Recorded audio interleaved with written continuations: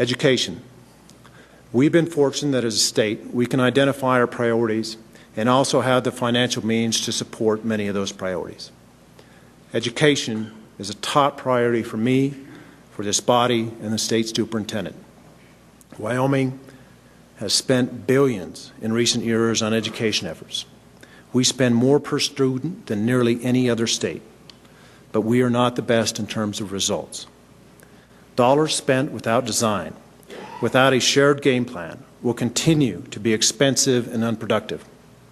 Without a common understanding and shared goals by the legislature, the Department of Education and my office, we're working against each other, or at least not with each other.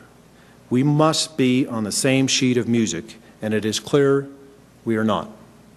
Discussions between the Department of Education, the legislature, and my office should focus on issues such as high school graduation rates, dual immersion language opportunities, charter schools, career technical education, or how to minimize the potential for school violence. We instead are wasting time and money wrangling with problems that should and can be avoided. Last session, the legislature, recognizing that we were not headed in the right direction, provided additional duties to my office and LSO to assist the Department of Education. It was a good plan, but it did not work out as we had all hoped. We have seen that siphoning off pieces of the Department of Education leads to inconsistency and to the friction we have seen over the last year.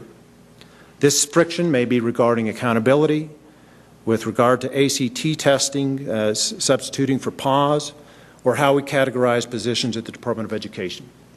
We are mired down with disputes that are not necessary. We are frustrated. More important than our frustration, much more important, is that we're not setting the stage for the best education system possible for our children. We've got the funding. We've got the buildings. We've got the great teachers. Now we need to increase high school graduation rates, improve college readiness, and have a long-term path to excellence. We owe it to our kids and to our state.